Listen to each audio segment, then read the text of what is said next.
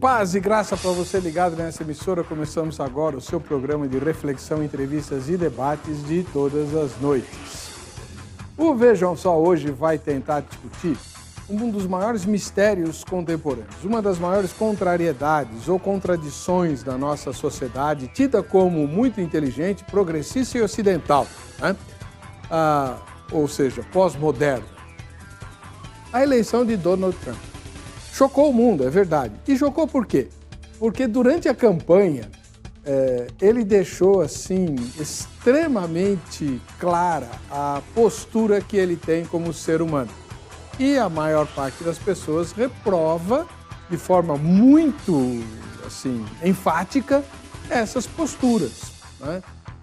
Agora, quando você vai olhar para os índices dos eleitores de Donald Trump, você se surpreende ainda mais.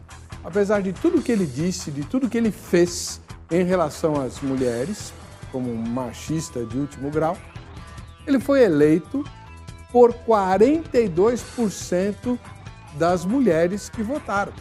42% de mulheres votaram em Donald Trump. Eu tô pasmo. Aliás, fiquei no resultado da eleição. Tem lá algumas explicações não muito ortodoxas, inclusive que já foram debatidas aqui, mas hoje nós queremos discutir o que está por trás da eleição de Donald Trump nesse aspecto. Será que as pessoas nas pesquisas mentiram para os institutos de pesquisa por terem vergonha de assumir que votariam em Donald Trump? E nesse caso, por que ter vergonha? E quais são as razões que essas pessoas têm para gostar dessa postura de Donald Trump? Será que os institutos de pesquisa manipularam as pesquisas durante todo o tempo, tentando com isso favorecer a preferida deles? Isso ainda acontece? A mídia faz o presidente ou a presidente, como sempre se pensou no mundo? Enfim, se você fosse norte-americano ou norte-americana e participasse dessas eleições, você votaria em Donald Trump? Por quê? Está no ar o Vejam Só.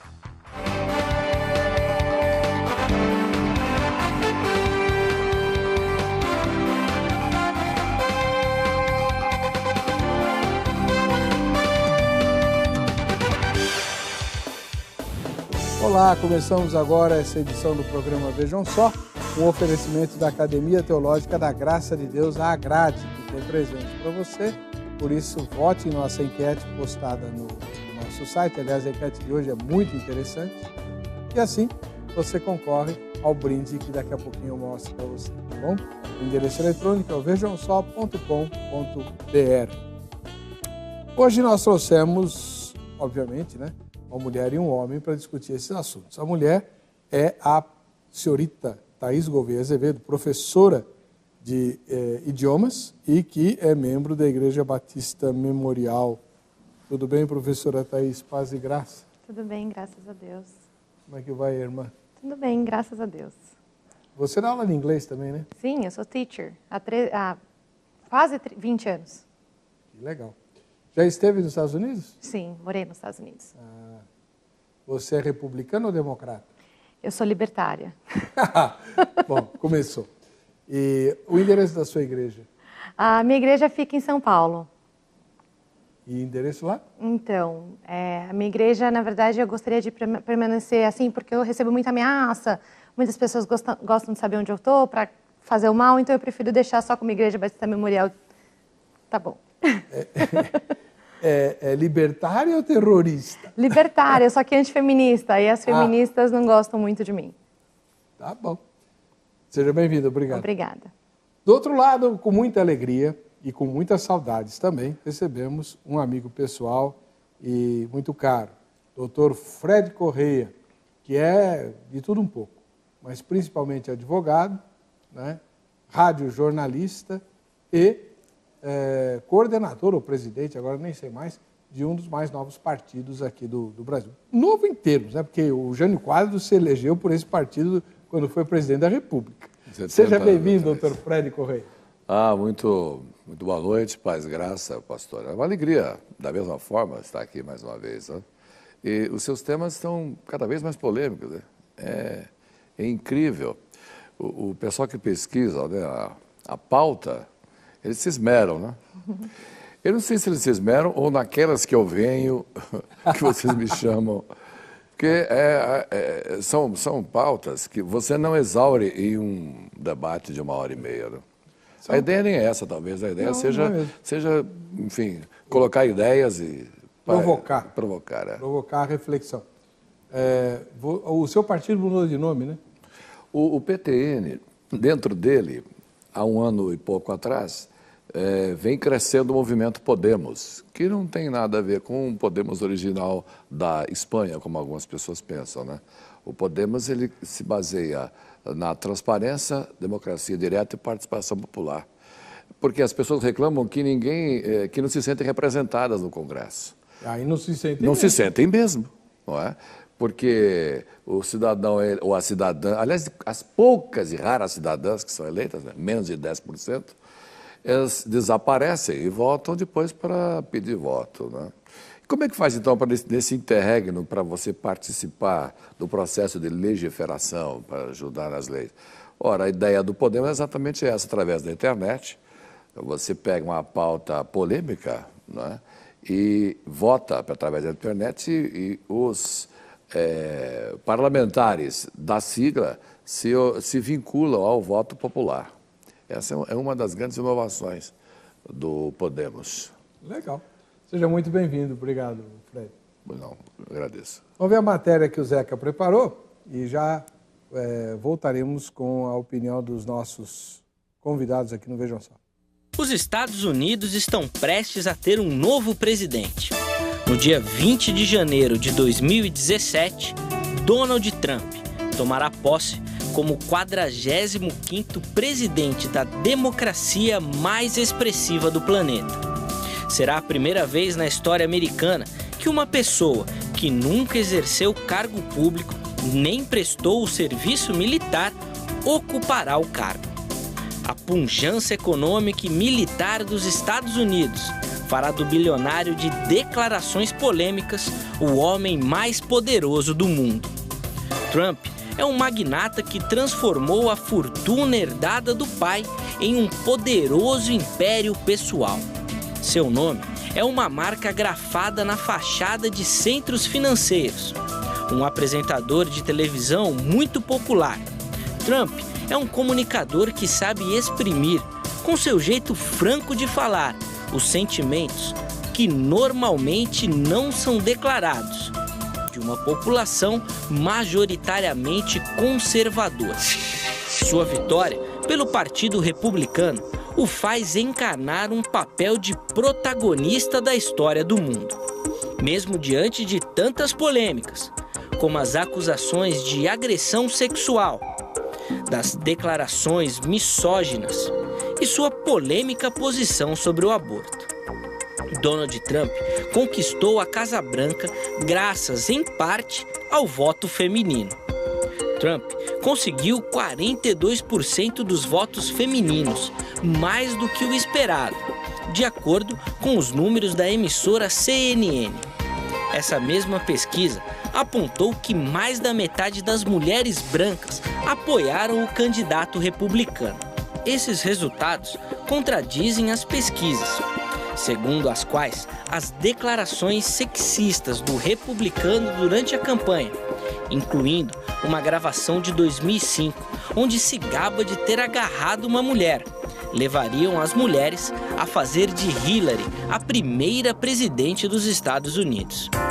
Apesar dos ferozes tweets contra a ex-Miss Universo Alicia Machado, ou das declarações sobre a menstruação de uma jornalista de TV, que enfureceram muitas eleitoras, isso parece não ter sido o problema. A surpreendente vitória do magnata desestabilizou algumas mulheres, que ficaram indignadas pelo fato de muitas outras não terem castigado o futuro presidente por sua atitude machista. Além disso, temos também a questão do aborto. O candidato eleito sempre se posicionou contra, o que gerou grande preocupação nas mulheres. Vale lembrar que durante a campanha, o candidato chegou a sugerir inclusive que concordaria em submeter as mulheres a alguma forma de castigo se o aborto fosse proibido. Mesmo assim, os votos das mulheres deram a Donald Trump a oportunidade de governar uma das maiores potências do mundo. E é por isso que queremos saber: como podemos explicar isso? Mesmo diante de tanta polêmica, mulheres e cristãos elegeram Donald Trump. Prepare-se, pois o Vejam Só de hoje já está no... Muito bem. Como nós somos todos cavalheiros aqui, vamos começar com as damas, né? Estamos recebendo aqui a professora Thaís Azevedo, da Igreja Batista Memorial. Ela que é professora de idiomas, já morou nos Estados Unidos, né? E representa agora aqui hoje, né, o lado feminino do debate. Como é que você viu a eleição de Donald Trump, professora? Principalmente pelo fato de ele ter recebido tantos votos femininos, diante de tudo que ele tinha falado e feito, né? Eu acompanho alguns analistas políticos que não são da grande mídia, vamos dizer assim. Então, para mim, não foi tanta surpresa o fato dele ter vencido as eleições, porque esses meus amigos já vinham falando há um bom tempo de que ele seria o vencedor, né? O fato das mulheres terem votado nele, você também tem que entender um pouquinho o perfil do tipo de mulher que votou nele, né? Se você olhar, a maioria que votou foi a maioria casada, né? Mulheres casadas preferiram Trump, já as solteiras preferiram a Hillary. Aí então entra um pouquinho mais da história, da idade, do fato de não ser uma eleição obrigatória, né? Onde o voto não é obrigatório, tem a ver com a procura das mulheres pela política, pelo debate político e até pela própria eleição. Tudo isso aí eu vou querer trocar em miúdos depois, tá? Tudo bem. E o doutor Fred Correia, radiojornalista, advogado, político, né, e, acima de tudo, um grande sábio do mundo moderno. Nossa! Surpreendeu você a eleição do Trump? Eu não sei se retiram essas afirmações aí. Surpreendeu, a verdade é essa.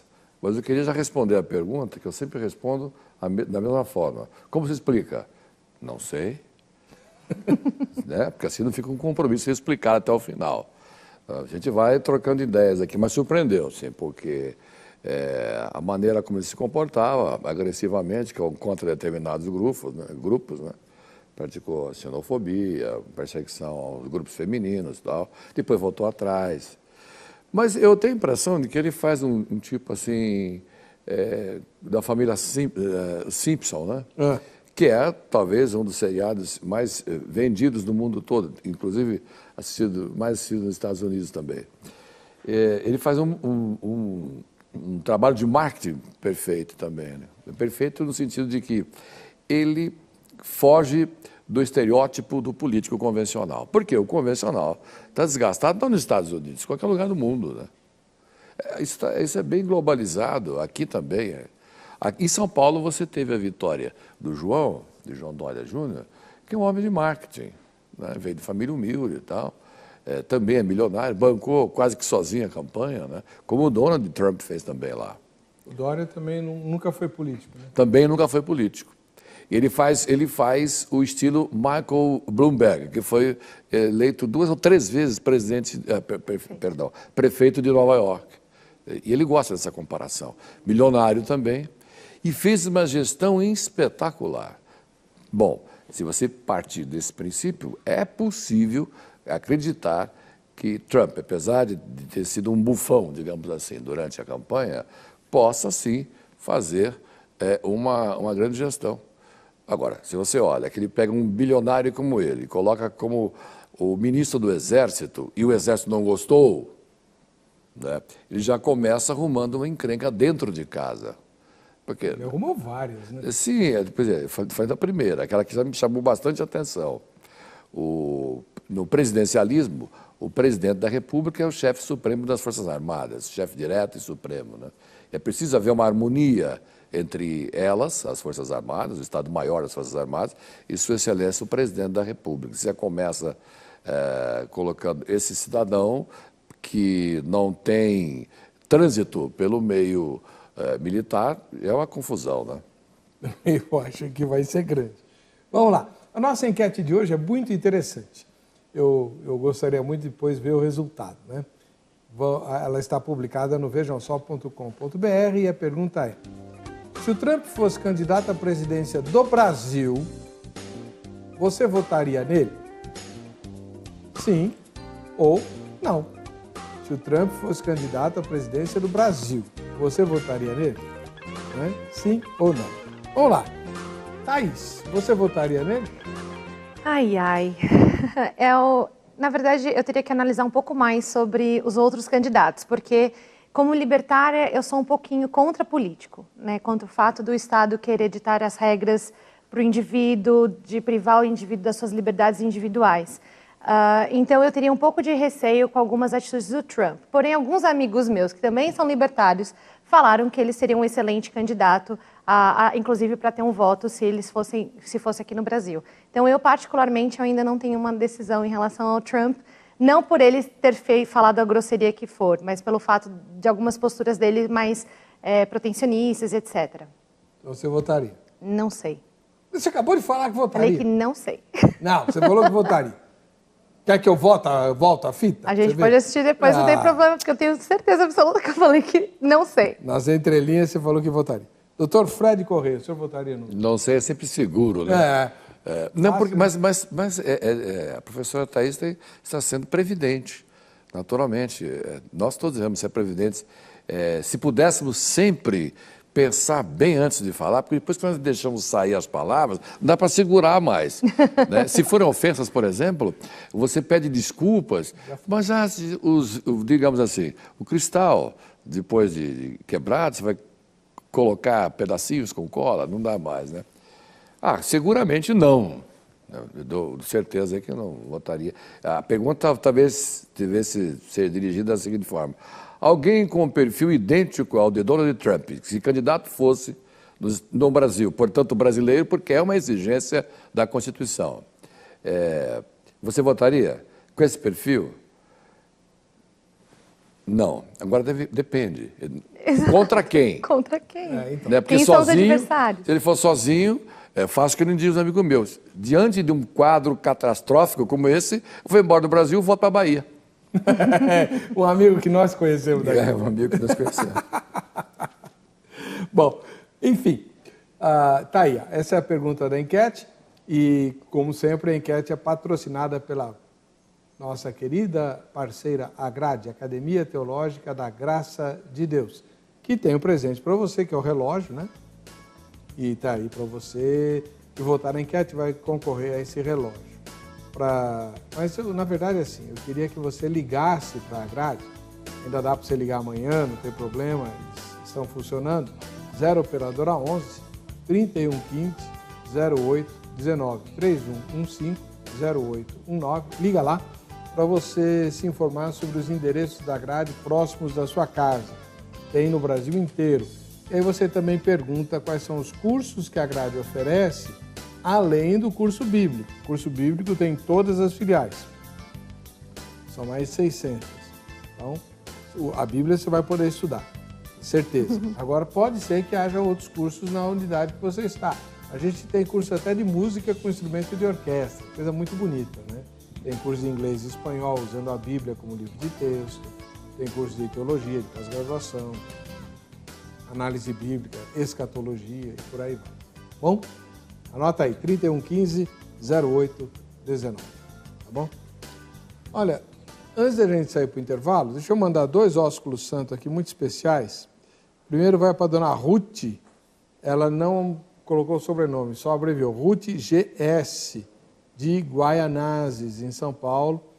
Ela nos escreveu, assim, manualmente, tudo, pedindo que a gente paute aqui um tema, que eu acho que é mais para o consulta ao doutor, mas, enfim, a dona Ruth, ela comprou um terreno, se não me engano, no Rio de Janeiro, de área litorânea, e depois de todo o negócio feito e tal, e pago, descobriram que se trata de reserva ambiental. Não pode fazer nada, não pode construir, tudo. E aí, mas é dela. E pode vender reserva ambiental, doutor? Não, claro que pode. Você não pode mexer nela, depende.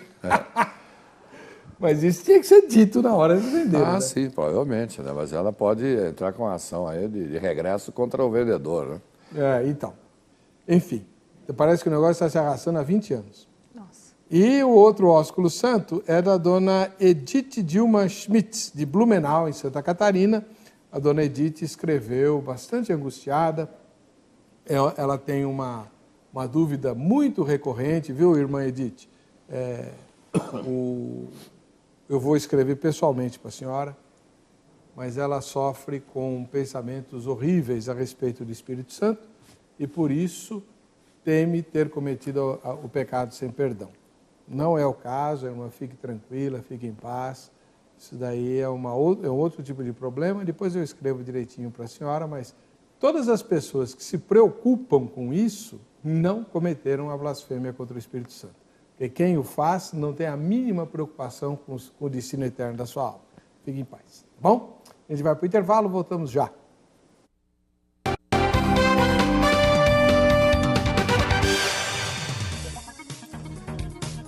Muito bem, estamos de volta com o programa Vejam Só, hoje discutindo a questão da eleição de Donald Trump nos Estados Unidos, né? Enfim. Posso fazer uma pergunta? Claro. O pessoal aqui que está assistindo o programa, aqui na Rua Chico de Paula, na Nossa Senhora Ló, quer saber a sua opinião. O senhor votaria? Porque eu sou um rádio jornalista, tem que perguntar também. Quando você votaria em alguém com o perfil de Donald Trump para presidente do Brasil? Depende, contra quem? Né? Aí que tá. Mas, não. Contra o Lula, talvez. Votaria. É um mal necessário. Ué? Não, veja bem, eu acho, você usou uma palavra excelente. O Donald Trump se comportou como um bufão. Bufão. Mas se ele fosse bufão, não tinha ficado rico. Ah, fica. No mundo dos negócios, mais importante do que ser é aparentar ser. Então, aí que tá. Eu acho que ele é muito esperto. Sem dúvida. Né? Muito vivo. Mas ele é espertalhão, na verdade. Então, espertos somos nós três aqui. Ele é espertalhão. Espertalhão. Eu não tenho, assim... Por exemplo, algumas propostas dele se chocam com a ideologia daquilo que a gente chama de modernidade. Mas que lá no fundo, no porão da alma, quem já viveu mais de 50 anos até olha com simpatia. Né? Por exemplo, ele falou de forma muito exagerada sobre a questão dos mexicanos lá, né? Que só exportam estuprador e não sei o que e tal. Mas, se você for olhar as estatísticas dos criminosos... É um nacionalismo positivo. Exatamente. Né? Ontem eu estava ouvindo um colega seu no rádio e ele estava falando que o povo americano, como ele é étnico e multicultural, ele sempre precisou na história de um inimigo comum para servir de amálgama. Né? Se não tem, ele inventa.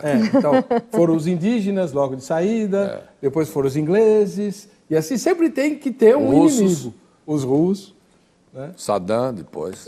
Sempre tem que ter um inimigo que é para manter o povo. E o Donald Trump usou isso de forma muito inteligente. Verdade mesmo. Sei lá. Mas o que eu queria, perguntando para você, é o seguinte. Esse nome do seu partido é Podemos. Tem alguma coisa a ver com o Yes We Can, lá do Obama? Foi inspirado na frase dele. Boa pergunta, boa. O cara é bom, hein? Sim, sem dúvida. Na verdade, o nome do movimento que se transforma em partido é Juntos Podemos. Mas você simplifica. E é muito legal, Podemos, né? O slogan do Obama foi muito bom. Sim. E vocês estão indo no caminho certo. Olha, ou você renova a forma de fazer política e o faz trazendo jovens e mulheres, né? Evitando essa coisa de que a cota feminina tem que ser cumprida só enquanto cota, não colocando mulheres com condições de serem eleitas, né? O PTN, quando começou a reagir, ou seja, há 2 anos atrás, elegeu 4 deputados, 50% eram mulheres, 2 moças, muito bem votadas, né? Então, mas ainda elas reclamam lá do nosso programa no Estúdio Rosa que é muito difícil você ser dona de casa, mãe, esposa. funcionária ou empresária ainda cuidar de uma campanha. Né? Diz que o homem tem, no sentido de que tem mais disponibilidade financeira, quero dizer. Né? Porque quanto à organização, indiscutivelmente a mulher é muito mais organizada. Você não tem sombra de dúvida. Muito mais caprichosa. Caprichosa, sim, sem dúvida. Nossa esperança reside nas mulheres. Tá. Obrigada. Agora, professora Thaís, explica uma frase sua que eu não entendi.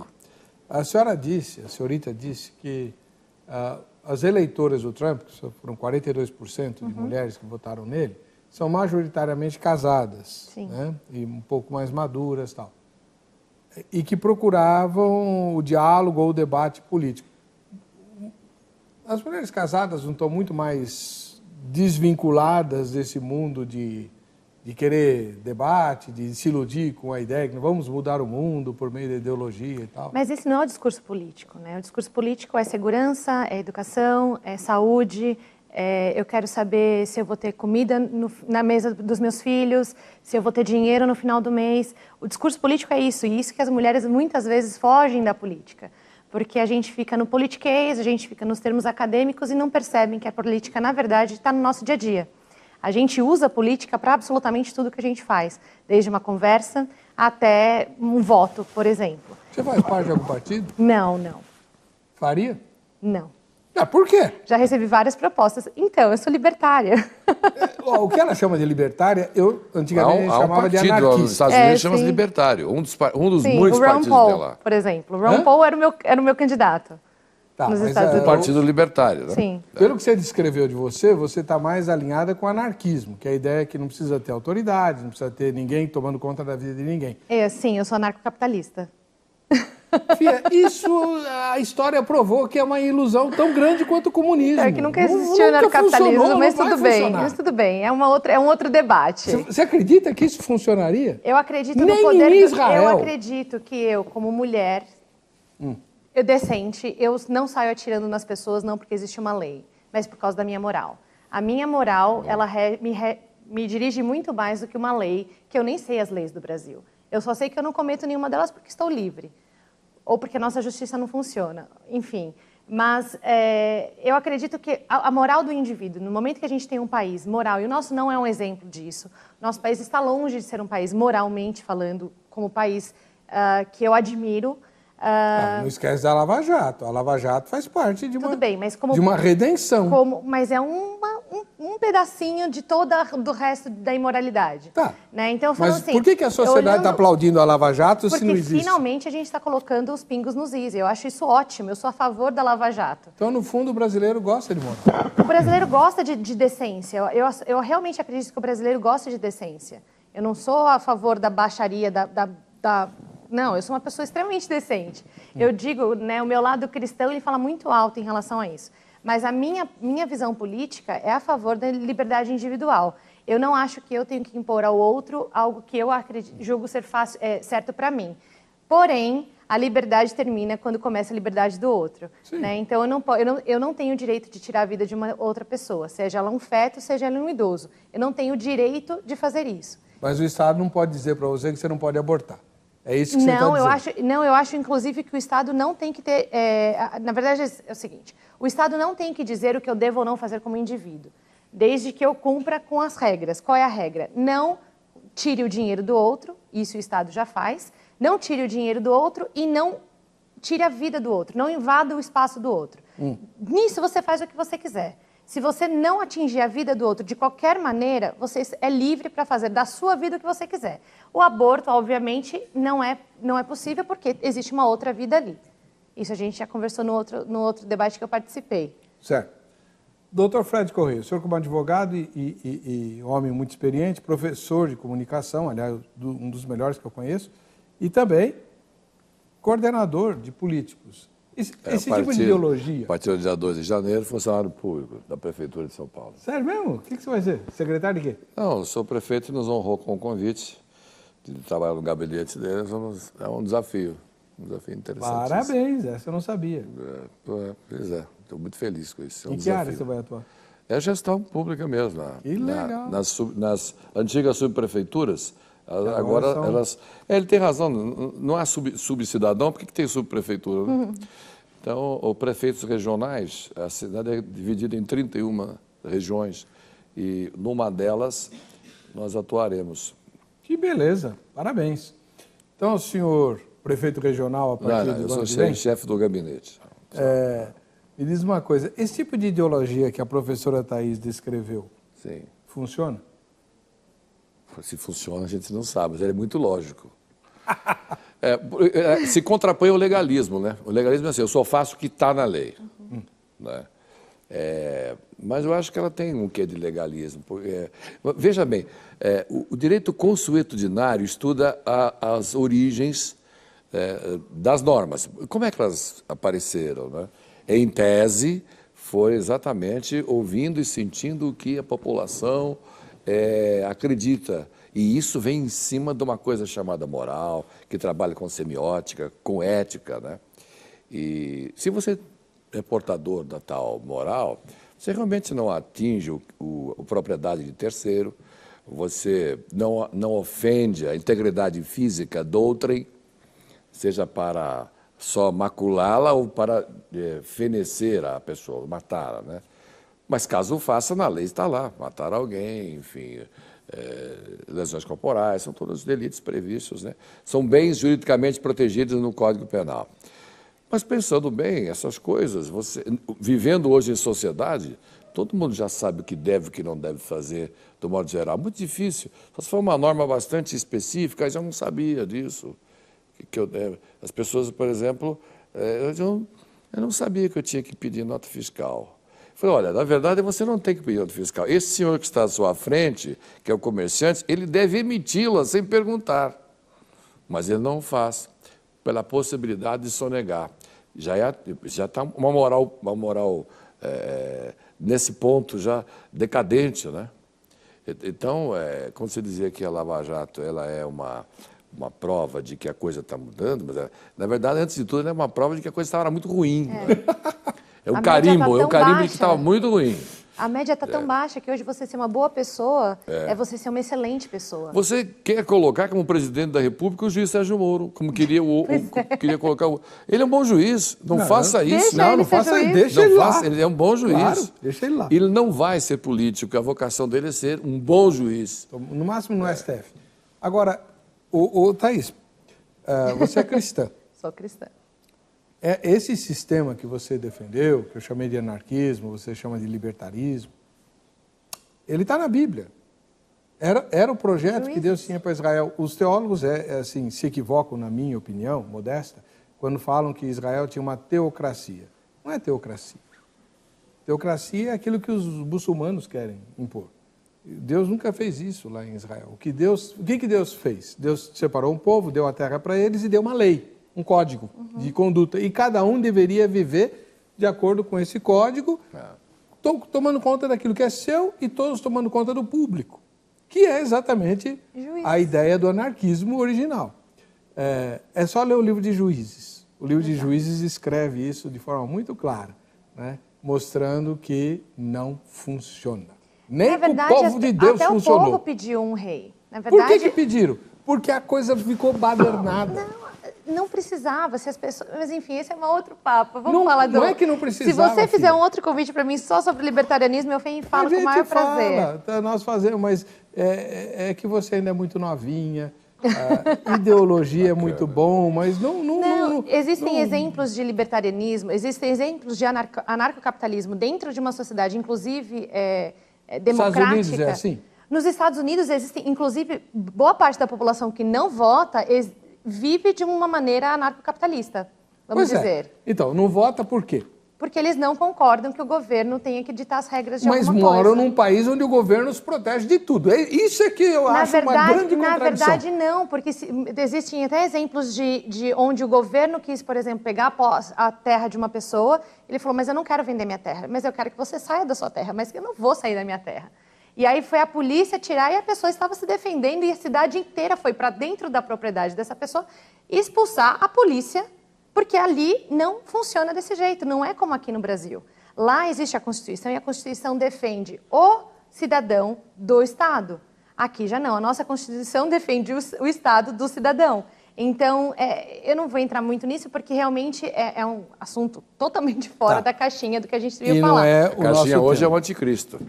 Pois é, você acha que ele tem perfil de anticristo? Aliás, eu queria que vocês, que são profundos conhecedores da palavra, lembrassem de alguma passagem que fale alguma coisa no sentido de que se possa fazer uma analogia com quem tem a capacidade de, através de estratagemas, convencer as pessoas a fazer aquilo que ele quer, mesmo sabendo que aquilo digamos assim, faz mal para a sociedade como um todo, né? É ruim. Tem um monte. 2 Tessalonicenses, capítulo número 2, Paulo descreve o homem do pecado, o filho da perdição, como ele chama, né, o anticristo, que ele terá uma capacidade, assim, diabólica de iludir e enganar as pessoas para que elas façam o que ele quer. É o próprio. Eu não acho. Não acho. Não isso nós saberemos depois. Jeito. Mas na campanha ele se comportou assim. Mas, mas ele não foi diferente de quem ele era. Não foi. Ele não foi. Ele já é, o anticristo é sempre assim. Mas uma das coisas que as pessoas ficam chocadas no politicamente correto, a gente tem que olhar para os Estados Unidos hoje como um celeiro do politicamente correto, onde você não pode mais falar que você não gosta de cabelo enrolado. Se você falar que você não gosta de cabelo enrolado, é a mesma coisa que você falar que você quer morte a quem tem cabelo enrolado. E extremismo. É um extremismo absurdo, né? Hoje você não pode falar nem o que você gosta ou deixa de gostar. Você não pode mais ter um direito à opinião. E ele é a favor da liberdade de expressão. Foi autêntico, né? E ele sempre foi assim. Ele não foi um personagem durante a campanha como a Hillary foi, como os outros políticos têm a tendência a ser. E por ele não ser político, eu vejo isso uma característica dele. Ninguém podia falar que ele não era coerente, porque ele sempre foi assim. Ninguém poderia dizer que ele não estava sendo justo com ele mesmo, porque ele sempre foi assim. Sempre foi assim, e eu sempre não votaria nele. Não, mas ele sempre foi bocudo, ele sempre falou o que pensa, por exemplo, no trato das mulheres, ele não trata as mulheres diferentes. Ele fala o mesmo tipo de grosseria para homem. Mas deixa eu te fazer uma pergunta como mulher. Pode fazer. Por que 42% das mulheres votaram num cafajeste que se assume como cafajeste, tem orgulho de ser cafajeste e não esconde que é cafajeste? Porque a opção era você votar na mulher de um cara que era cafajeste, muito pior, que assume que é cafajeste. Ainda tinha uma cafajeste. certa classe, né? Poxa, ator da Globo e tal. Mas qual era a opção? Votar na Hillary Clinton? Uma mulher que defende estuprador, que faz piada das pessoas que foram abusadas pelo marido dela, uma mulher que é a favor do aborto, uma mulher que mente descaradamente, uma mulher que tem problemas mentais que todo mundo sabe. Eu não sei disso, não. Como não, gente? Talvez seja... A gente estava fazendo votação. Eu falei que a partir de janeiro a gente vai saber qual realmente é a doença dela. Uma mulher que é altamente mentirosa, que apaga os e-mails, diz que não apagou. Enfim, qual é a opção? Esse tipo de bobagem, de mentira... Mas calma aí, a gente não está falando eu apagar os meus e-mails pessoais, a gente está falando de uma chefe de Estado, uma possível chefe de Estado, uma pessoa que tinha segredos do Estado. Como assim? Então, você está dizendo que as mulheres votaram no Trump porque não tinham escolha? Elas tinham a escolha de não votar, porque lá não é obrigatório o voto. Não, mas elas tinham a escolha, elas preferiram votar no Trump. 42% então falou não é voto por no causa Trump. da Hillary. Como não? Então elas foram lá e falaram, eu sou obrigada a votar nesse cafajeste desgraçado. Das outras coisas que eu já disse, ele era um cara que falava com o povão. Ele falou com o povão, ele não ficou focado na minoria. Ele falou na verdade, a minha pergunta... Vocês não estão cansados de ficar com medo de segurança? Vocês não estão cansados de não ter dinheiro na mesa? Você não está cansado de ficar desempregado? Você não está cansado de não ter saúde? Você não está cansado? Sim, então vota em mim que eu vou resolver. Basicamente, foi isso que ele fez. As mulheres são mais práticas do que os homens? Depende do assunto, né? De modo geral, não são mais práticas, não. O homem é que dá uma caixinha só, né? E a mulher consegue fazer um monte de outras coisas, né? O homem é muito departamentalizado. Não, né? porque pelo que a Thaís está dizendo, a professora Thaís está falando, a impressão que fica desde que os meus valores principais, família, emprego e segurança, estejam garantidos, tanto faz se o cara é cafajeste. Mas isso não é bem a mulher, é qualquer um, né? Você veja que se a economia tivesse boa aqui, a presidente seria a Dilma ainda, né? E votaria o Lula, como aliás para até voltar, lamentavelmente. Coisa horrível. Estamos falando só de coisa horrível. É anticristo, Lula, está tudo muito complicado. Mas lá também a economia está... Eu acho que você sabe bem melhor que nós.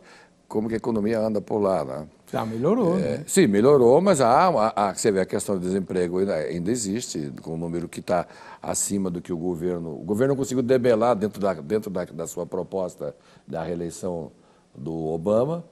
E aquela velha questão de não ter plano de saúde, não se consegue ter uma saúde pública mais Então, mas, por exemplo, consistente, né?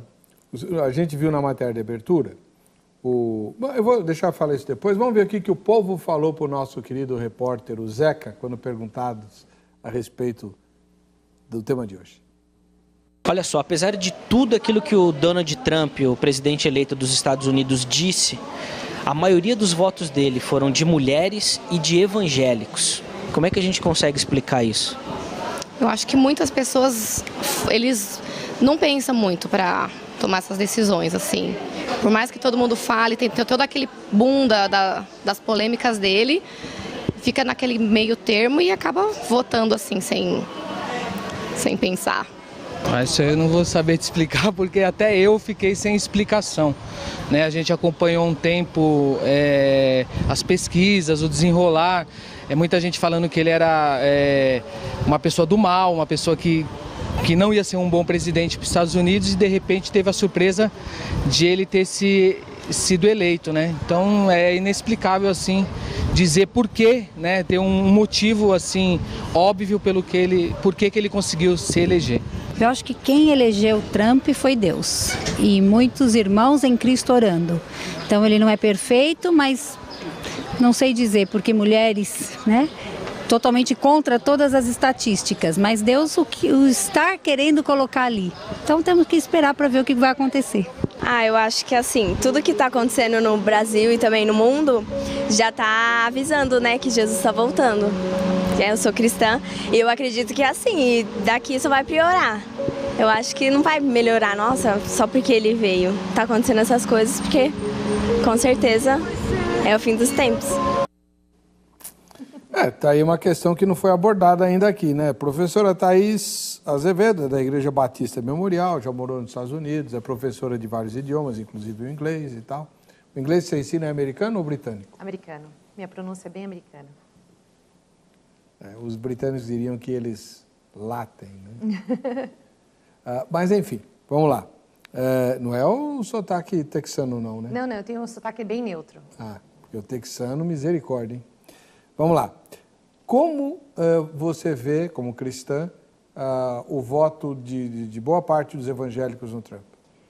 Bom, aí a gente tem que olhar de novo para a nossa candidata oposta, a Hillary, que tem histórico com satanismo. Ela é uma pessoa altamente não cristã, né? E ela não esconde isso. Esse lado dela ele não é escondido. Mas ela perdoou o marido. Pois é, né? Atitude cristã, né? Nossa, né? Uma atitude cristã. Outras pessoas não cristãs perdoam os maridos que traem, mas tudo bem. Mas o fato dela ter envolvimento com esse tipo de pessoa e abertamente, né? A gente tem a gente tem que olhar todo para o panorama norte-americano. A gente não pode pegar só aquele momento. Existiam outras opções de voto. Teve gente que, por exemplo, até o candidato libertário recebeu voto, ganhou um dos delegados, ele recebeu esse voto. Então, assim, está crescendo uma alternativa a republicanos e democratas também. Eu acho que isso é uma coisa legal da gente falar. Agora, inclusive, os meus amigos cristãos estavam fazendo campanha pró-Trump na internet, americana, né? Os meus amigos americanos fazendo campanha pró-Trump pela internet.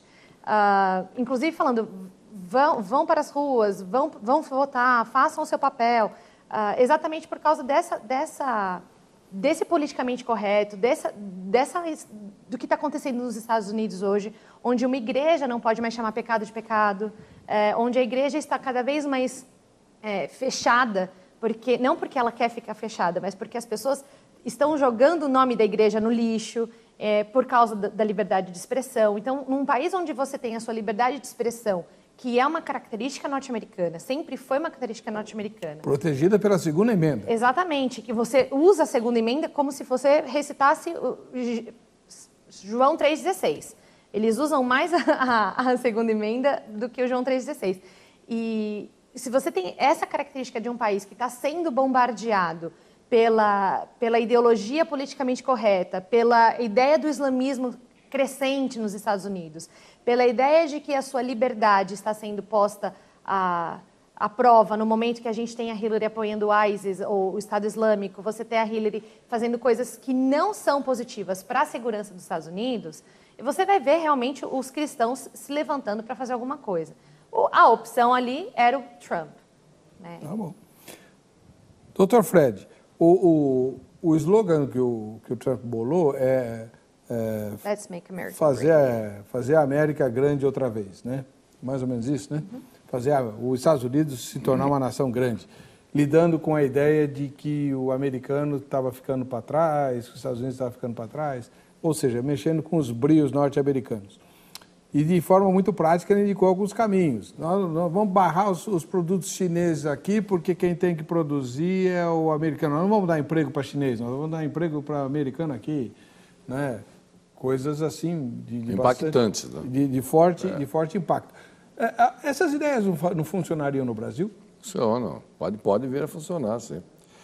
Só que, no caso, por exemplo, específico de você barrar a produção chinesa, não é tão simples assim, né? Não sei se você sabe, mas de uns anos para cá, produtos muito famosos aqui do Brasil, eu estou me lembrando agora de produtos metais sanitários, por exemplo, famosos, que estão aí na televisão todos os dias, não estão produzindo mais aqui.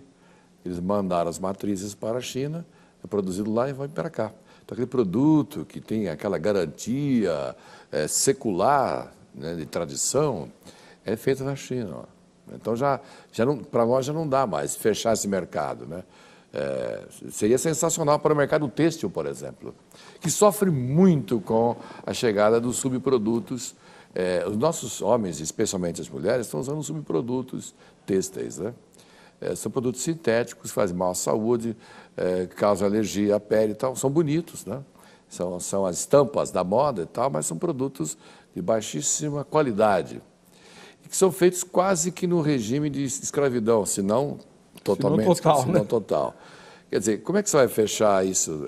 Falar só é uma coisa que talvez não vire. Por outro lado, há aquele eleitor que ele vai ficar só com essa promessa na sua mente. Ele não vai analisar. Ele não acompanha publicações que se aprofundam nos temas, né? Jornal, enfim, revistas, essas revistas semanais que têm como tema a política e tal. Então, de modo geral, estamos falando de populismo, né? O populismo, ele consegue eleger, infelizmente. Mas e se a gente pensar nesse mercado brasileiro, por exemplo, comparando com os Estados Unidos e comparando com a China, a concorrência fica desleal para a gente pelo valor que nós pagamos de impostos. Sem dúvida. Então, se a gente, e é uma das coisas que a Hillary queria fazer, aumentar os impostos, e o Trump falou, eu vou abaixar o imposto, porque eu quero que as pessoas trabalhem. Foi a grande jogada dele. Espero que ele faça mesmo isso. Eu espero realmente que ele faça. Nós precisamos que ele faça. Exato. Precisamos que ele desse. A irmã disse lá, vamos nos prostrar em oração. Na verdade, disse que foi um grupo em oração que o elegeu. Eu falo mais. Vamos, a partir de agora, prostrarmos todos, mundo afora, em oração, para que Trump dê certo. O vice dele é cristão. O presidente daqui também dê certo. O vice dele não vai nem abrir a boca. Ele já está abrindo muito bem a boca. Olha. Inclusive, eu postei sobre ele recentemente, onde ele falou, feliz é a nação cujo Deus, assim, orem conosco, para que a partir do dia 20 de janeiro nós façamos essa nação voltar os seus olhos para Deus. Ou seja, alguma coisa alguém tem que fazer, né? Para trazer a realidade. Ou falar que faz, né? Bom, vamos ver agora quem é que está assistindo ao Vejam Só. Aquele quadro Vejam Só, quem assiste ao Vejam Só. Amanhã é o dia do sorteio. Fica atento aí, você que mandou sua fotografia, hein? Hoje nós temos, a primeira foto vem lá de Salvador, na Bahia. Todo dia tem alguém da Bahia aqui, uma maravilha a nossa audiência lá. Preciso conhecer a Bahia a qualquer hora dessa. Fábio Gomes. Ô, Fabião, Deus te abençoe, seja muito bem-vindo e obrigado pela sua audiência aí em Salvador. Em Mogi das Cruzes, município da Grande São Paulo, nós temos o Marcelo Arruda Santista. Tá aí, Marcelo. Tem outro Marcelo que mora em Mogi também, grande amigo nosso, Marcelo Barbosa. Mas então, para os dois Marcelos, um ósculo santo, que o Senhor os enriqueça. Lá em Ingaí, nas Minas Gerais, nós temos o Guilherme Martins. Valeu, Guilherme. Essa hora dá sono mesmo, meu irmão. Eu concordo com você. Horáriozinho terrível esse nosso programa, viu? Voltamos a Salvador, na Bahia, agora para mostrar o Luiz Paulo e a Vivian. Olha que casal bonito, simpático, legal, né? Deus abençoe vocês, viu, Luiz Paulo, Vivian, de Salvador. Em Florianópolis, capital de Santa Catarina, nós temos a Valmira Silva dos Santos. Ô, Valmirinha, não foi você que bateu a foto, né, Valmira? Quem foi? Tem que pôr o nome do fotógrafo aí, tá?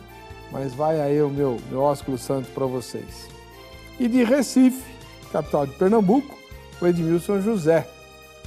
Obrigado pela sua audiência, Edmilson. Conheço Pernambuco, estado bastante batalhador, né? Só a única coisa que eu não gostei lá de Recife não, do interior de Pernambuco, foi que queriam de todo jeito que eu comesse buchada de bode. O bode eu até comi, mas a buchada não, né? Olha, você fala que tem que conhecer a Bahia, eu também acho, porque dizem que Deus é brasileiro e baiano. A dúvida é se é de Itabuna ou Ilhéus. Vamos para o intervalo, a gente já volta já. Voltando com o programa, vejam só, agradecendo o carinho da sua audiência e perguntando, já votou na enquete? A enquete de hoje é bastante instigante, o endereço eletrônico é o vejamsó.com.br. Põe a enquete de novo, vamos lá. Se o Trump fosse candidato à presidência do Brasil, você votaria nele? Sim ou não? Bom, nós temos pessoas com perfis semelhantes, né? O Dr. Fred Correia, como bom professor universitário que ficou provocando aí o tempo todo, né? Provocando? A cara dele. Provocando, né? Provocando. E aí, você acha que o Bolsonaro tem chance no Brasil? De ser presidente? Eu creio que não. Porque, veja, ele já é candidato, ou seja, já é candidato reeleito e reeleito, com a faixa de 450 mil votos, que pode parecer muito, mas não é. Para o estado do Rio até é bastante. É o mais votado do Rio. O nosso mais votado aqui tem 1,5 milhão de votos. Entretanto, desaparece quando chega no Congresso Nacional e desaparece quando chega na candidatura a prefeito de São Paulo também, né? O Celso Russomano. Mas acontece o seguinte, o Trump veio como uma novidade no mundo político. Na verdade, ele vendia essa imagem. Eu sou gestor de sucesso e quero trazer esse sucesso para a economia norte-americana. Grande, muito bem. O Bolsonaro, ele já é conhecido, bastante conhecido, e tem o seu público. O público dele não deve crescer muito mais do que 20%. A nível nacional, cresceria 20%. Não vai passar disso, não é novidade nenhuma, que ele é reacionário, é de ultradireita, digamos assim. Aliás, esse negócio de direita e esquerda é outra coisa que o Podemos não tem. Por que tem que ser de direita, de esquerda, de centro? Eu sou Brasil, o que for melhor. Mas volta no Bolsonaro. Eu não creio que ele tenha a chance de se eleger presidente da República por isso. Porque não vem como novidade, não vem como gestor, ele vem como um político tradicional que coloca toda a família na política. Eles precisam trabalhar, os Bolsonaro precisam aprender a trabalhar, eles não trabalham, são todos vereador, deputado, deputado estadual, vereador, deputado federal. Trabalhar, não sei se eles sabem trabalhar. E você, como é que vê isso? Eu vou ser muito xingada por isso. Ok, vamos lá. O Bolsonaro, para mim, ele representa uma parcela da população. Eu sinto que as pessoas se sentem ouvidas com ele, porque ele fala o que está engasgado, exatamente voltando para o politicamente correto, né? Ele chama negro de negro, gay de gay, e ele fala, eu gosto muito de uma frase dele, que ele fala que ele é daltônico em relação a bandido, ele não vê cor, e para ele tanto faz. É bandido, eu vou tratar como bandido. Como é o tratamento dele, isso é outra coisa. Mas eu gosto muito dessa autenticidade. Essa autenticidade não é a palavra que eu quero usar. Eu gosto muito dessa visão, onde você não vê diferença entre as pessoas. Você trata todas elas como iguais. Se você trata todas elas mal, aí é uma outra conversa. Mas eu tenho muito essa parcela. E eu vejo que as pessoas estão muito cansadas do politiquês, daquela coisa toda bonitinha, ajeitadinha, que é propaganda, não funciona, as pessoas já não compram mais essa visão. E eu acho que ele representa uma grande parcela da população exatamente por causa disso, porque essas pessoas estão se sentindo ouvidas. Agora, se ele vai ser um bom candidato, eu nem acredito, eu só vou acreditar que ele vai virar candidato à presidência em 2018, quando isso realmente acontecer. Caso contrário, eu falei que eu não vou falar, porque ele não sei contra quem que eu estou votando. Porque eu... Mas é sempre assim, nós vamos eleger o menos ruim, sempre. Então, é que hoje, no Brasil, com as opções que a gente tem em enquete, eu ficaria em casa dormindo ou viajaria e justificaria meu voto. Tá bom. Então vamos lá. Então você quer novidade? Roberto Justus está se lançando a presidente, candidato a presidente, porque ele é o Donald Trump brasileiro, na opinião dele, né? Pelo menos o topete ele tem igual. E aí? Lembra uma série de coisas. A maneira como ele trata o público feminino também. Mas, enfim, não tem chance também, né? A exceção se sobre ele a gente colocar todas as esperanças por um voto de defesa, ou seja, contra o adversário, né? Mas ele é um cara de marketing. Sim, é um cara de marketing. Você viu como ele olha para as pessoas ou para a câmera? Percebeu, não? Detalhe? Eu não gosto dele. É assim, ó. Ele deve ter um problema aqui no gogó.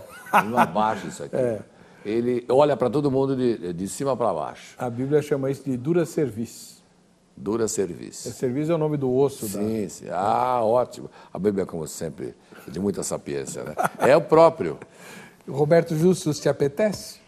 Eu gosto da visão de gestor dele. Eu gosto da política sem ser feita por políticos. Eu tenho um grande problema com políticos que só fazem isso da vida, porque eles esqueceram de Você e o resto da nação brasileira. Que bom, eu ficaria muito feliz se isso fosse uma verdade. Mas é uma verdade. Se fosse verdade, a gente não elegeria as mesmas pessoas todo ano, a cada 4 anos, é o mesmo tipo de gente que é eleita. Enfim, eu tenho um problema com a política brasileira exatamente pela politiquez, falta de gestão, falta de controle mais perto da população. Eu acho o seguinte, eles votam, eles mesmos fazem as leis, eles mesmos julgam as próprias leis. Concedem aumento a si próprios. Exato, que empregador que concede... A gente não tem uma visão empresarial da política. Eu gosto mais de uma visão empresarial do político, certo?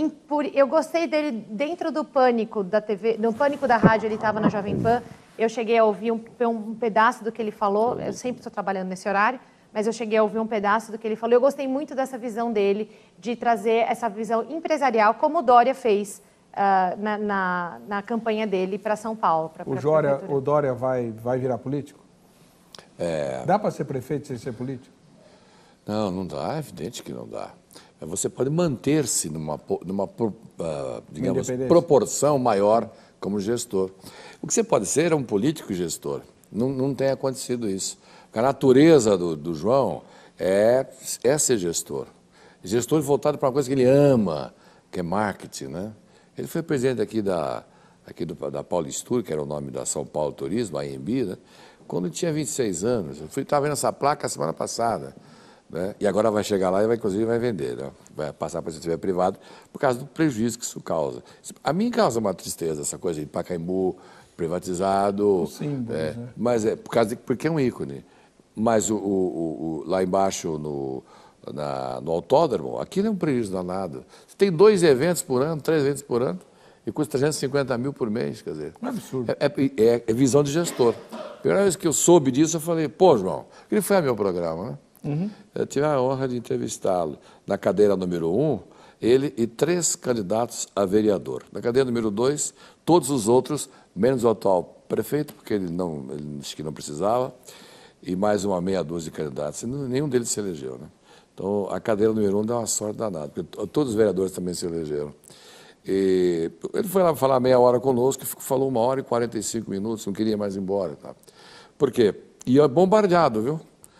Prometeu uma série de coisas. A primeira delas era voltar a São Paulo a andar.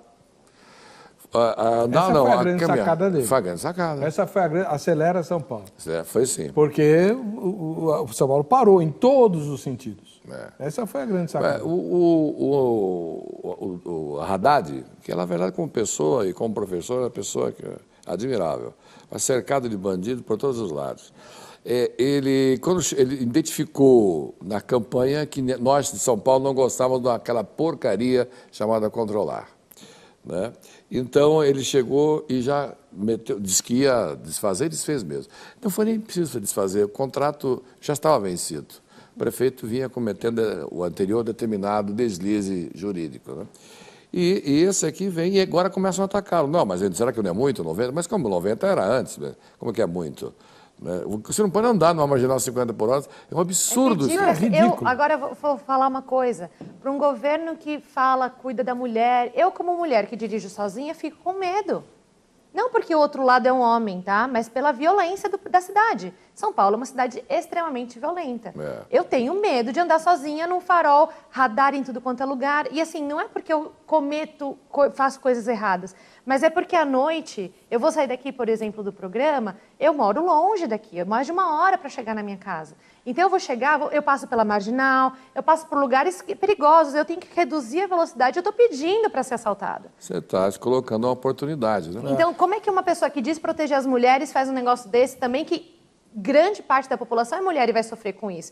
Então, essa coisinha, esse papinho de que protege fulano, protege ciclano, não funciona. Protege o indivíduo, faz a cidade andar, faz as pessoas terem trabalho. O que a gente pode fazer? Arruma a rua. Pelo amor de Deus, arruma a rua. Deixa que eu não gaste com meu dinheiro arrumando pneu, porque vocês não conseguem deixar uma rua intacta. Essa de arruma a rua é excelente, sabe? Porque no dia 2 de janeiro, logo após a posse, que vai ser um teatro municipal. Veja como o nosso prefeito é diferente. Ele vai pegar todo o secretariado, botar o uniforme de agente serviçal, eles vão pintar o túnel 9 de julho, e ele, inclusive, de brocha na mão.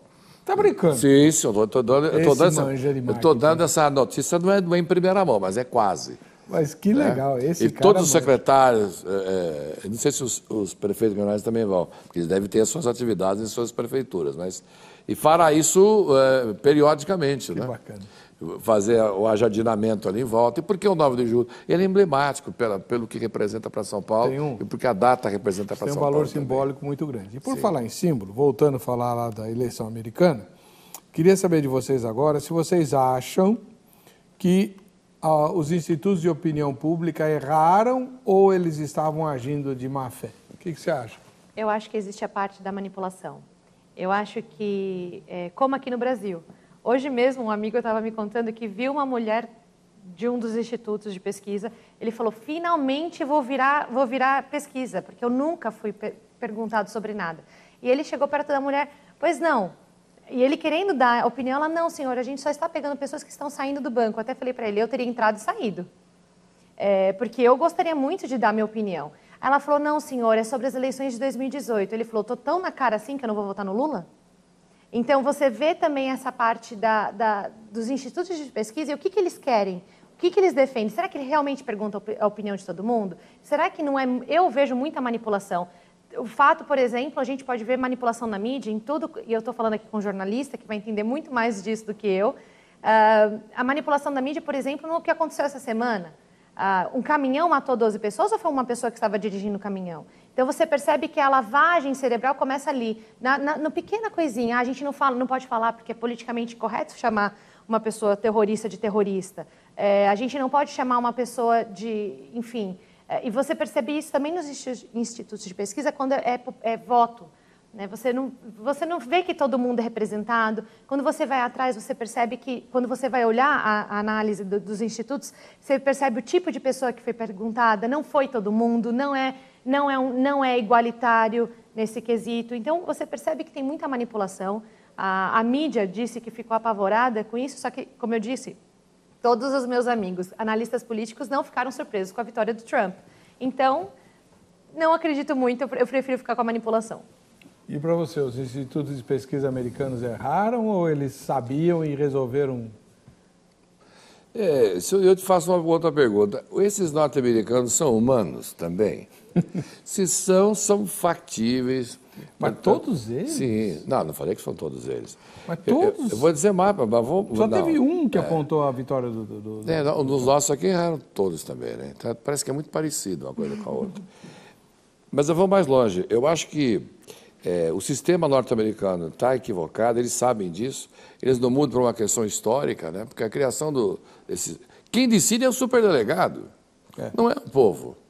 Você tem que ter 270 votos. Se você tiver 270 votos, você pode perder, como já aconteceu, né? Com Bush, por exemplo. Né? Tudo bem.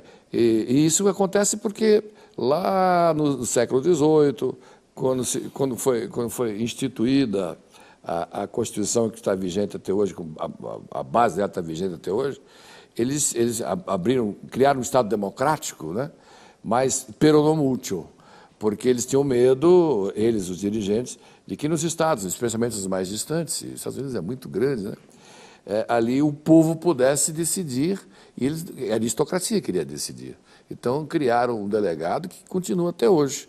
Ele vem e manda. Aqui teve uma eleição assim. Aqui para governador, Laudo Natel estava eleito, porque foi indicado pelo governo militar. E ele é civil para ser governador de São Paulo. Contra ele saiu um candidato chamado Paulo Salim Maluf, que chegou com argumentos, que eu não posso nem imaginar quais sejam, argumentos dos delegados do partido, da Arena, naquela época, e qual não foi a surpresa de todos, ele ganhou a eleição. Então eu estou sugerindo que o Trump possa ter feito isso também com os agora mais super ainda, né? Ficaram mais ricos, os delegados lá dos Estados Unidos. Pode ter acontecido, sim, Vamos falar um pouquinho do papel da imprensa agora. Falamos dos institutos de pesquisa e a imprensa. Isso não é tão difícil de notar, né? Eu gostei muito de ver CNN chorando, Globo News. Eu achei muito legal. Eu, particularmente, fiquei vibrando com essa derrota deles, do politicamente correto, daquela coisa do... Não vamos falar a verdade, vamos manipular um pouquinho, porque não foi bem isso. Tem mídias, teve pessoas que estavam falando, por exemplo, da Fox News, que chegaram a ser mandadas embora falando do assunto, porque estavam falando de algo que a diretoria não queria ouvir, que falasse, que não fosse publicada. Tem muita mídia. Hoje, eu agradeço a Deus pela mídia alternativa, porque tanto para o Brasil quanto para fora. A mídia alternativa hoje traz muito mais informação em tempo real, do que as mídias grandes hoje no Brasil e fora do país também, né? Então, enquanto a gente não se sabe quem foi o atirador. Não, aqui a gente já tem o nome do atirador, foto do atirador, família do atirador. A gente já consegue, a mídia alternativa, ela está crescendo muito, né? Até o Facebook agora está querendo entrar no fake news. Não, no fake news. Mas aí, se você vai olhar, quem que está patrocinando fake news? O George Soros, que também patrocinava Hillary Clinton. Aí você fala assim, calma aí, é tudo muito, muito confuso para a gente acreditar 100% do que lê. E eu sempre falo para as pessoas, procurem outras fontes, não partam nas mesmas fontes, procurem outras, conversem com outras pessoas. Do mesmo modo que a grande imprensa, teoricamente, tem seus interesses, a alternativa também tem. Ela não é porque é a imprensa alternativa que ela é pura, isenta, imaculada. Não, mas ela traz um outro ponto de vista. Eu acho que o discurso tem que ser esse. A gente tem que trazer outras alternativas de vozes. Por exemplo, muitas pessoas me criticam pelo trabalho que eu faço na internet. Eu falo, se levanta e faça o oposto. Você é livre para isso. Eu quero que você faça isso. Vem a libertária. O senhor é radiojornalista. O papel da imprensa nas coberturas das campanhas políticas. Você gosta, aprova, como é que é? Não, a gente, claro que gosta pelo papel da imprensa, do modo geral, ou seja, ela é o quarto poder mesmo, né? E ao se falar que ela é o quarto poder, por ser poder mesmo, ela tem um poder de influência muito grande, né? Você veja que as emissoras, elas já não pode, por lei aqui no Brasil, apresentar a pesquisa de boca de urna antes que se feche a última urna, ou seja, às 5 horas da tarde. Antigamente podia, né? Podia, no meio da tarde. Porque não podia porque não era defesa em leito, não era ninguém colocou na norma que era proibido, então ia fazendo. E isso, ao divulgar isso, você está fazendo já uma certa campanha. Nos Estados Unidos isso funciona muito, porque quando eles começam a divulgar o resultado, o Trump está ganhando aqui, ganhando lá, e o voto não foi apurado, ou nem sequer captado ainda do senhor superdelegado. Porque as eleições, em alguns estados, as eleições não são iguais com relação a datas em todos os estados. Alguns começam 15 dias antes, se você sabe. Né? Algumas são por correio, né? O voto vai por correio. Pode votar pelo correio e tal. E a apuração também. Você pode começar a apurar, até porque não faz sentido começar antes para deixar juntar tudo aquilo, né? Porque você ganhou tempo. Entrou, apurou. Olha e tal. E essa tendência, em tese, faz com que o delegado vote de acordo com a tendência popular. Mas isso é uma tese, ele não tem essa vinculação. Então, mas, por exemplo, ó, no jornalismo esportivo, antigamente, não sei como é que é hoje, mas antigamente, o jogador dava dinheiro para jornalista, ou o técnico dava dinheiro para jornalista para falar bem dele, para ele aparecer mais, né? Isso até hoje existe. Hã? Isso até hoje existe. Então, até hoje existe. E político faz a mesma coisa? Ah, sem O dúvida. cachê é maior. Sem dúvida. Ele tem agência que já... Primeiro que ele, em tese, ele não precisaria dar o dinheiro. Eles produzem matérias interessantes que, por si só, já são atrativos, né? Por exemplo, se a gente falar que no Podemos está vindo um potencial candidato a presidente da República, e está mesmo, é um senador do Paraná, pelo menos está se negociando, quando você colocar isso, o Podemos, que está quietinho no cantinho dele, passa a ter sobre si os holofotes, que por hora ficam até interessantes para nós que fiquem, razoavelmente apagados. Bom, então isso você faz uma provocação de marketing. Mas há também, diria, meios de comunicação que trabalham com essa questão do me vê aí quando você pode me ajudar aí, porque eu preciso, enfim, pagar minhas contas. Mas isso já acontece com o governo, por exemplo, né, que com a sua propaganda governamental forte, Petrobras, Caixa e tudo mais, ele insere onde ele acha melhor. Ele não anuncia, o governo federal, por exemplo, não anuncia na Veja. O governo federal da Dilma não anunciava na revista Veja. Quem anunciava na revista Veja eram os que são, digamos assim, amigos do governo de São Paulo. Isso está muito claro. E a revista tem uma postura editorial bastante interessante. Sim. Mas uma coisa, por exemplo, que você percebe é o trato que o mesmo tipo de notícia tem em diferentes meios. Ou, por exemplo, o fato de só determinado... vamos falar do escândalo sexual, né, que todo mundo falou do Trump, Mas ninguém falou, ou pouquíssimo se foi dito, sobre os escândalos sexuais que envolveu a Hillary. Aí você percebe que 2 pesos e 20 medidas, né? Ou então, por exemplo, a jornalista, acho que se não me engano, da Globo News, que ela chegou e chegou a xingar na hora e ela estava no ar. Então, será que tudo que vai sair da boca dela vai ser uma coisa que vai ser produtiva? Porque na minha visão ingênua do jornalismo, o jornalismo, você pode ter a sua opinião, mas a sua opinião tem que ficar fora no momento que você está passando a notícia. Essa é a minha visão ingênua, como, por exemplo, eu como professora. Eu tenho uma visão política, eu tenho uma visão moral que eu não passo para os meus alunos, porque é uma questão minha. Eu estou ali, eu estou sendo paga para dar aula, não para falar do que eu acredito de política e de qualquer outra coisa. O jornalista... Esse é o ideal. A imprensa, ela não precisa inventar nada. Ela é só realçar o que interessa para ela. Então, se interessa realçar problemas, defeitos, erros, ela vai lá e... Mas, por exemplo, você não viu na mídia, na grande mídia, falando da saúde da Hillary. Ela não conseguia ficar em pé. Oi? A Hillary não estava conseguindo ficar em pé. Ela caía daqui para entrar num carro. Ela chegou a deixar o sapato dela no meio da rua. Estava bêbada? Não se sabe o que ela tem. Se sabe que Trump vilipendiou com a saúde dela, dizendo que ela não tinha saúde para ser presidente dos Estados Unidos, aquela coisa toda. Tive pneumonia. Há 6 meses a sua pneumonia não acabou ainda? Então, tinha uma série de coisas que a grande... E detalhe, lá nos Estados Unidos, eles viajam juntos no mesmo avião. Os jornalistas de grandes meios de comunicação, eles viajam juntos com os presidenciáveis e ninguém falava disso. Ninguém comentava sobre a saúde da Hillary. Como assim, gente? Isso é uma coisa importante. Se uma chefe de Estado está com uma doença... veio uma diretriz lá de cima, então nós vamos poupar a fulana e tudo que o outro fizer de errado... Essa é uma elegância, né? Eu acho desnecessário falar da saúde dela. Porque ela é mulher? Não, desnecessário. Mas atacam qualquer tanto... homem, qualquer mulher pode sofrer de qualquer, digamos, desgaste durante essa campanha. Sim, mas por que destacar isso? A imprensa paulistana descia a lenha no Jânio Quadros por causa... Lembra da fotografia da eleição dele aqui para prefeito? Aqueles olhos todos. Sim. Primeira página. Um pé aqui, outro pé assim. Eu não estou falando que uma pessoa doente não tenha capacidade, não é isso. Mas se for uma doença degenerativa, calma aí, a gente precisa saber. Pode ser importante, né? Poderia ser, já que ela não conseguia andar. Mas não passou era uma a ideia, só... e quem fez campanha sabe disso, passou a ideia de que a campanha realmente é altamente desgastante, né? E foi por esse caminho que o pessoal leu, né? Deixa eu ver, dá tempo ainda do Vejam Só Que Coisa, Ronaldo? Então tá, então deixa pra lá.